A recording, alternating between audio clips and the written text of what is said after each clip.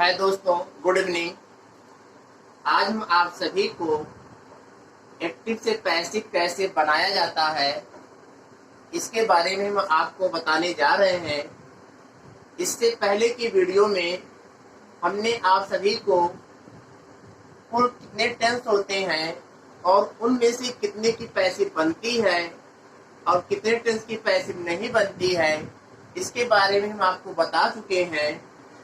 उनमें हमने आपको बताया था इसके फर्स्ट पार्ट में कि कुल 12 टेंस होते हैं, जिनमें से 8 टेंस की पैसिव बनती है और 4 की नहीं बनती है। इसके बारे में हम चर्चा पहले ही कर चुके हैं। और जिनकी बनती है उनमें सबसे पहले नंबर पर हम आपको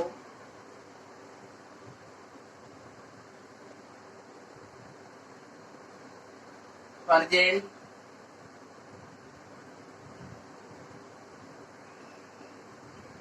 indefinite tense, present indefinite tense की पैसिव बनाना हम आपको सिखाएंगे। पहले हम बात करते हैं असर्टिव सेंटेंस की।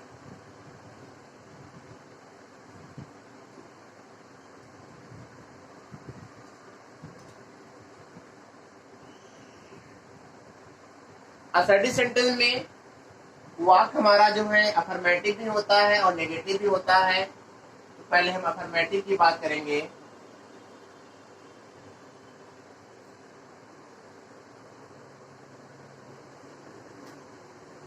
अफर्मेटिव, अब हमें इसका पैसिव बनाना है तो हम आपको पैटर्न लिख दे रहे हैं। पैटर्न हमारा होगा ऑब्जेक्ट, उसके बाद सहायक क्रिया इज, एम, आर में से किसी एक का प्रयोग करेंगे। उसके बाद क्रिया की थर्ड फॉर्म का प्रयोग, ईटीसी का प्रयोग, वाई का प्रयोग और हम सब्जेक्ट का प्रयोग करते हैं। जैसे मान लीजिए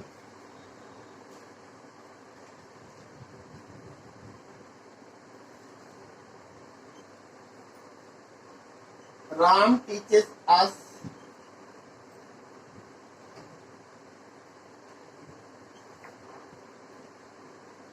English. Ram teaches us English, हमें इसका पैसिव बनाना है।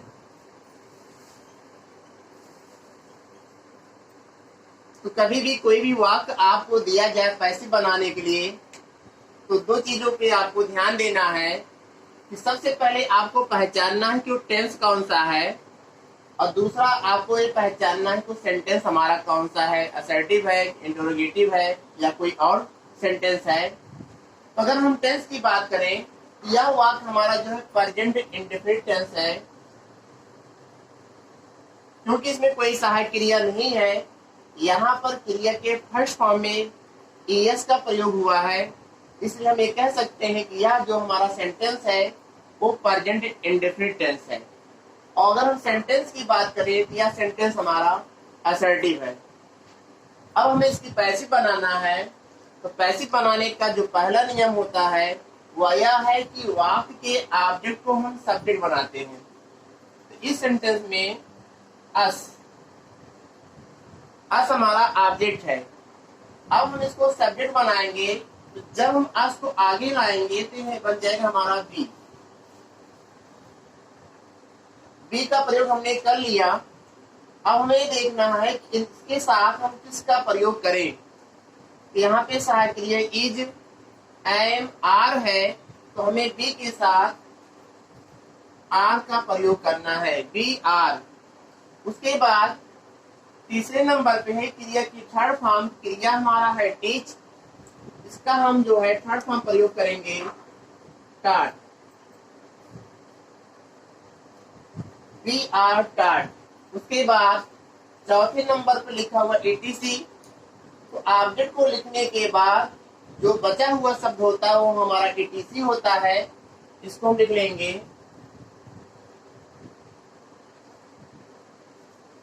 इंग्लिश। उसके बाद अगला स्टेप हमारा होगा, हमें बाई का प्रयोग करना है। हम बाई का प्रयोग कर लिए, फिर हम लिखेंगे सब्जेक्ट को। सब्जेक्ट हमारा एक नाउन है, आगे राम है तो हम इसको पीछे ले जाएंगे, राम ही लिखा जाएगा। इस तरीके से इस वाक्य की पैसिव बन गई, we are taught English by Ram. दूसरा एग्जाम्पल,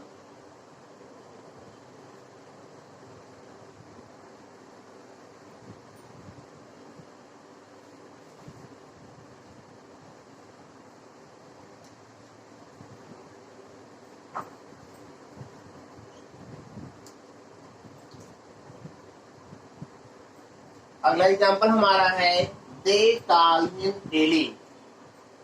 वह उसे रोज बुलाते हैं। यह टेंस हमारा जो है प्रेजेंट इंडेफिनिट टेंस है, क्योंकि क्रिया की फर्स्ट फॉर्म है और इसमें कोई सहायक क्रिया नहीं है, इसलिए यह हमारा जो टेंस है वो प्रेजेंट इंडेफिनिट टेंस है और सेंटेंस हमारा जो है असर्टिव है। अब हमें इसकी पैसिव बनाना है, तो इस वाक्य का जो ऑब्जेक्ट है वो हमारा हिम है। हिम को हम आगे लाएंगे तो बन जाएगा हमारा ही हमारा सिंगुलर है। दूसरे स्टेप में हम लिखेंगे यहाँ पर इफ। तीसरा स्टेप क्रिया की थर्ड फॉर्म का प्रयोग करना है, काल का थर्ड फॉर्म लिखेंगे कॉल्ड। चौथे स्टेप पर हमारा है डेली etc। पांचवा स्टेप है बाय का प्रयोग करेंगे और अंतिम स्टेप है कि वाक्य के कर्ता को हम कर्म बनाते हैं, अर्थात हम दे को पीछे ले जाएंगे तो यहाँ पर हम देव लिखेंगे। He is called daily by them। Next example,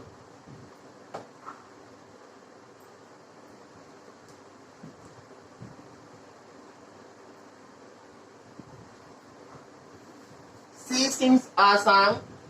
इस वाक्य की पैसिव हमें बनाना है, तो पहले हम लिखेंगे ए सॉन्ग को आगे लाएंगे, ए सॉन्ग हो गया।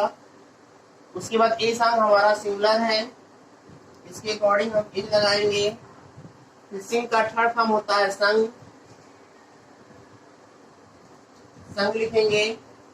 etc नहीं इसमें, हम आगे बढ़ेंगे तो हम बाई का प्रयोग करेंगे, यहाँ बाई का प्रयोग हो जाएगा। उसके बाद सी का जो ऑब्जेक्ट होता है वो हर होता है, यहाँ पे हम हर लिखेंगे।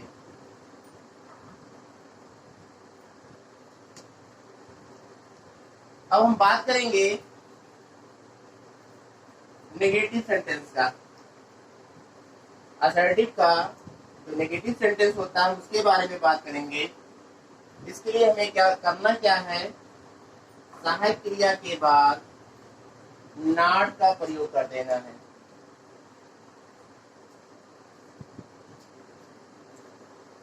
नेगेटिव हमें क्या करना है, सहायक क्रिया के बाद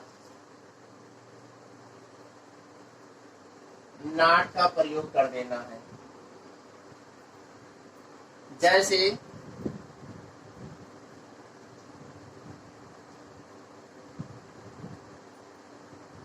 he does not love me।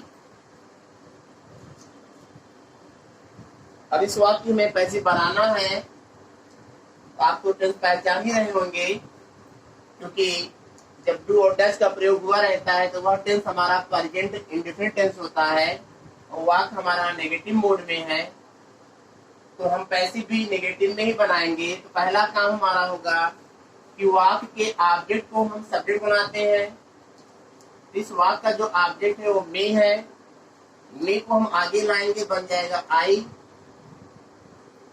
और आई के साथ हम प्रेजेंट इंडेफिनिट टेंस में एम का प्रयोग करते हैं। आई एम हो गया। वाक्य नेगेटिव है तो हम सहायक क्रिया के बाद नॉट का प्रयोग कर लेंगे, आई एम नॉट। उसके बाद क्रिया की थर्ड फॉर्म का प्रयोग करना हमको, ये लव है, इसका हो जाएगा लव्ड। etc है नहीं, हम आगे बढ़ेंगे, बाय का प्रयोग करेंगे। उसके बाद यहाँ सब्जेक्ट ही है, इसको हम जब पीछे ले जाएंगे इसको लिखा जाएगा हिम। दूसरा एग्जाम्पल,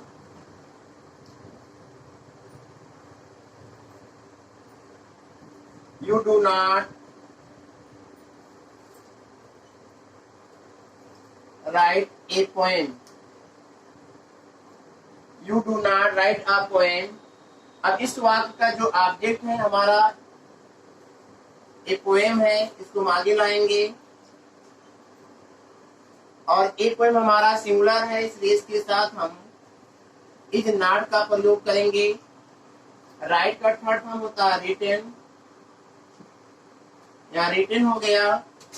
ईटीसी है नहीं, हम आगे बढ़ेंगे, बाई का प्रयोग करेंगे और यू का सब्जेक्ट और ऑब्जेक्टिव रूप दोनों सेम होता है, इसलिए हम यू को यू लिखेंगे और हमारे वाक्य पैसिव बन गए।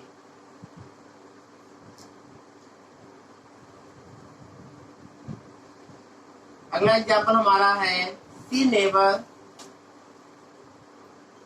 टेल्स अ लाई, वह झूठ कभी नहीं बोलती है। इस वाक्य में पैसिव बनाना है, तो यह वाक्य भी हमारा नेगेटिव ही है, लेकिन ये नहीं वाला नहीं है, इसमें नेबर आया हुआ है, तो नेबर का प्रयोग करेंगे। जहाँ पर हम नॉट का प्रयोग करते हैं वहां पे नॉट का प्रयोग ना करके हम नेबर का प्रयोग करते हैं। तो पहले हम अलाई लिखेंगे, अलाई सिंगुलर है इसलिए इसका प्रयोग करेंगे। वाक्य हमारा नेगेटिव है नेबर वाला, तो नेबर का प्रयोग करेंगे। अलाई इज नेबर और टेल का थर्ड फॉर्म टोल्ड होता है, यहाँ पे टोल्ड लिख दिया जाएगा। टोल्ड को लिखने के बाद ईटीसी है नहीं, आगे बढ़ेंगे, बाई का प्रयोग करेंगे, फिर सी को हम पीछे ले जाएंगे, तो सी का ऑब्जेक्ट होता है हर और वाक्य की पैसिव हमारी बन गई।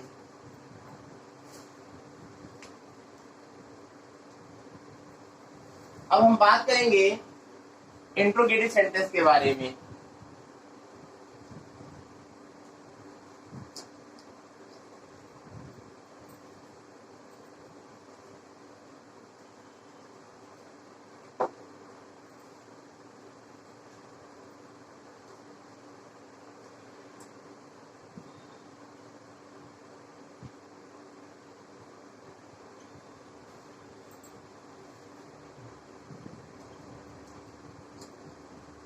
अगला सेंटेंस हमारा है इंट्रोगेटिव सेंटेंस। आप लोगों को पता होगा कि इंट्रोगेटिव सेंटेंस दो तरीके के होते हैं। एक होता है फर्स्ट टाइप, तो पहले हम फर्स्ट टाइप के बारे में चर्चा करेंगे।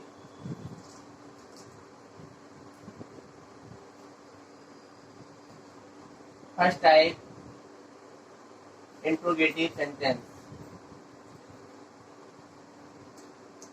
पहले हम चर्चा करेंगे फर्स्ट टाइप इंट्रोगेटिव सेंटेंस के बारे में।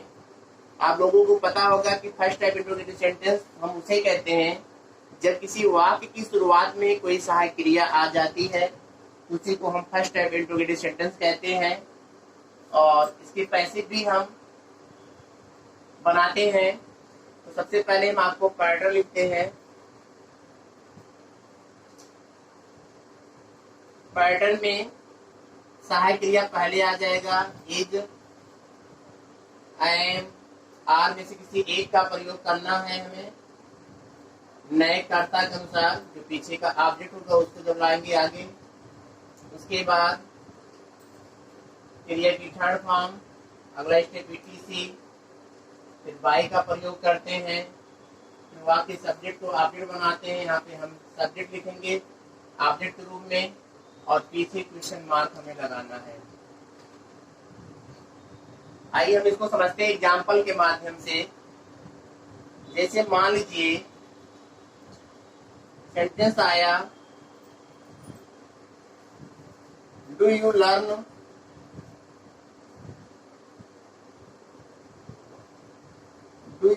Your lesson. इसका हिंदी अर्थ होगा, क्या तुम अपने पाठ को याद करते हो। और इस वाक्य की हमें पैसिव बनाना है। इस वाक्य की हमें क्या बनाना है, इस वाक्य की हमें पैसिव बनाना है। हमने आपको पहले ही बता दिया है, कभी भी आपको पैसिव बनाने के लिए कोई सेंटेंस दिया जाए तो सबसे पहले दो बातों पे आपको ध्यान देना है। टेंस की पहचान करना है और सेंटेंस की पहचान करना है। दो चीज को पहचानना बहुत जरूरी है। तो टेंस हमारा प्रेजेंट इंडेफिनिट टेंस है क्योंकि वाक्य की शुरुआत सहायक क्रिया डू से हुआ है, इसलिए हम कह सकते हैं कि यह वाक्य हमारा जो है प्रेजेंट इंडेफिनिट टेंस है। और अगर हम सेंटेंस की बात करें तो वाक्य के अंत में क्वेश्चन मार्क लगा हुआ है, यह हमारा सेंटेंस जो है इंट्रोगेटिव सेंटेंस है। और इंट्रोगेटिव में कौन सा? फर्स्ट टाइप इंट्रोगेटिव सेंटेंस है। इसको हम लोगों ने पहचान लिया। अब हम बनाते हैं इसकी पैसिव कैसे बनेगी। तो सबसे पहले हमें जो है इज एम आर का प्रयोग करना है, लेकिन नए कर्ता के अनुसार। जब हम वाक्य के ऑब्जेक्ट को आगे लाते हैं तो उसी के अनुसार हमें सहायक क्रिया का प्रयोग इनमें से किसी एक का करना है। अब इस वाक्य का जो ऑब्जेक्ट है, एक है इसमें योर लेसन। योर लेसन इस वाक्य का ऑब्जेक्ट है। अब हम योर लेसन को जब आगे लाएंगे तो योर लेसन हमारा सिंगुलर है, इसलिए हमें यहाँ पर इसका प्रयोग करेंगे। Is your lesson, is your lesson हो गया। अब हमें क्रिया की थर्ड फॉर्म का प्रयोग करना है। क्रिया की थर्ड फॉर्म हो जाएगा लर्न, LEARNT, करंट हो गया। ETC है नहीं, आगे बढ़ेंगे, बाई का प्रयोग करेंगे। फिर अंतिम नियम है कि वाक्य के सब्जेक्ट को ऑब्जेक्ट बनाते हैं। यहाँ पे हमारा यू था, इसको जो हम पीछे ले जाएंगे तो पीछे भी यू ही लिखा जाएगा। और वाक्य के अंत में क्वेश्चन मार्क जरूर लगाएंगे, नहीं तो वाक्य हमारा गलत माना जाएगा। इस तरीके से इस वाक्य की पैसिव बन गई। चलते हैं हम और आगे दूसरे एग्जाम्पल की तरफ।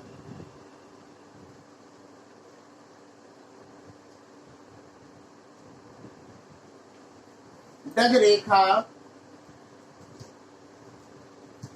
वास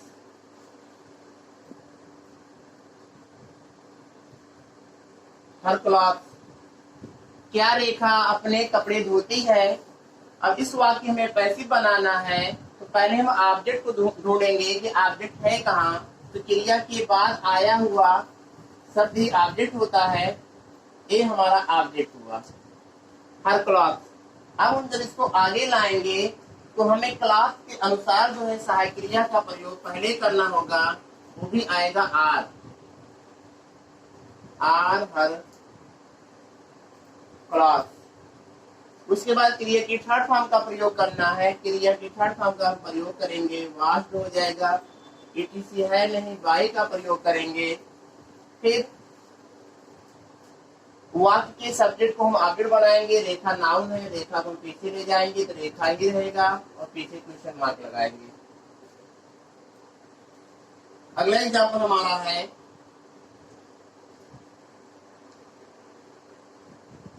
डू वी नॉट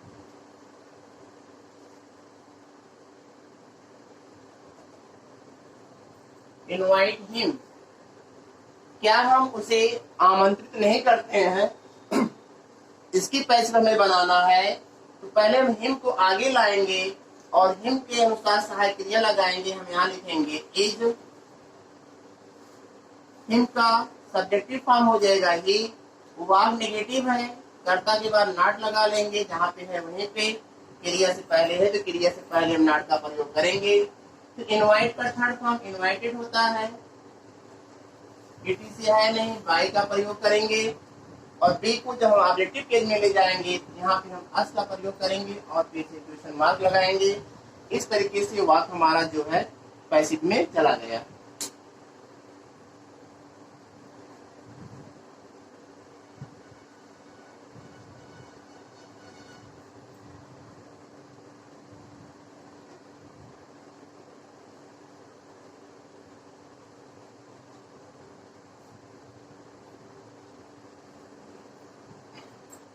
अब हम बात करेंगे सेकेंड टाइप इंट्रोगेटिव सेंटेंस के बारे में। ये जो फर्स्ट टाइप था इसको हम सेकेंड टाइप कर लिए। यहाँ पे एक शब्द हम बढ़ा दिए, हमने यहाँ पे लिख दिया WH वर्ड। ये हमारा पैसिव का पैटर्न है। पहला एग्जांपल हमारा है why does she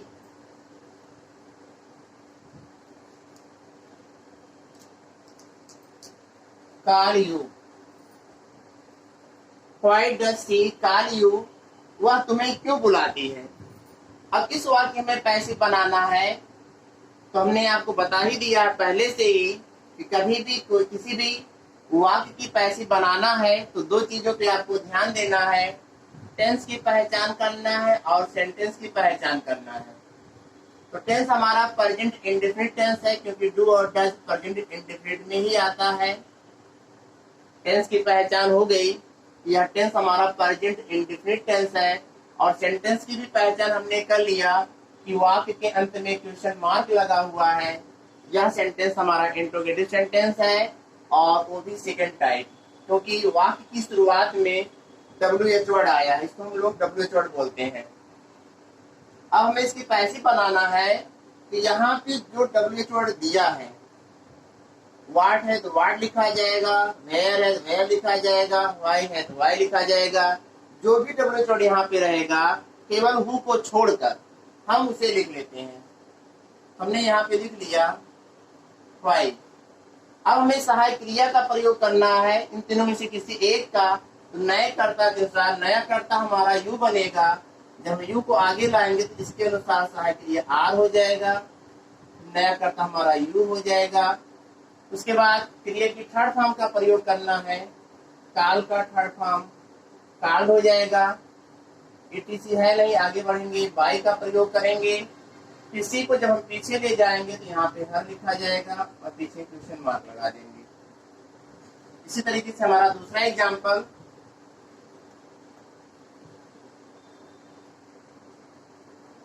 how do you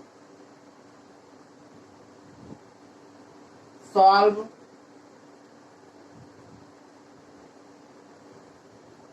this question, तुम इस प्रश्न को कैसे हल करते हो।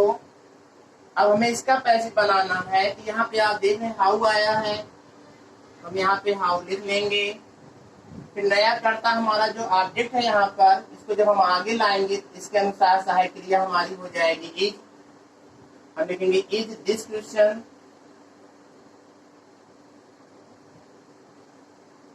उसके बाद क्रिया की थर्ड फॉर्म का प्रयोग करेंगे, सॉल्व है तो इसका हो जाएगा सॉल्व्ड। ETC है नहीं, आगे बढ़ेंगे बाई का प्रयोग करेंगे। तो यहाँ पे यू सब्जेक्ट है हमारा, इसको जब हम पीछे ले जाएंगे तो यू ही लिखा जाएगा, क्योंकि यू जो है सब्जेक्टिव और ऑब्जेक्टिव केस में सेम रहता है। और हम पीछे क्वेश्चन मार्क लगाएंगे। इस तरीके से हम सेकेंड टाइप इंट्रोगेटिव सेंटेंस की पैसिव बनाते हैं। अब हम बात करेंगे हु वाले वाक्य। हु वाले वाक्य की पैसिव कैसे बनाते हैं। तो हु वाले वाक्य का जो पैटर्न है, सबसे पहले लिखेंगे बाय हूम, अर्थात हम हु को जो है बाय हूम में बदल लेते हैं।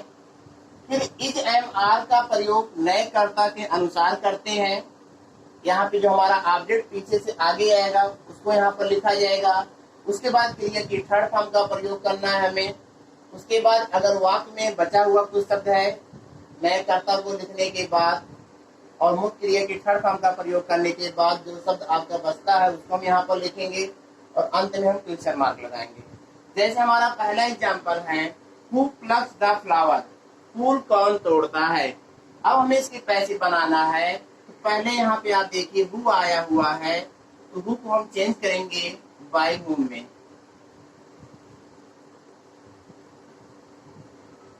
बाय हुम का प्रयोग हमने कर लिया।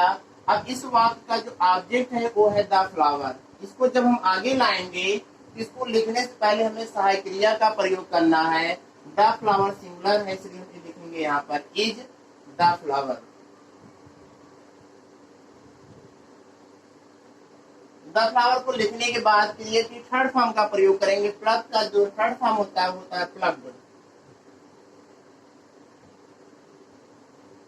प्लग्ड हो गया और अंत में हम क्वेश्चन मार्क लगाते हैं।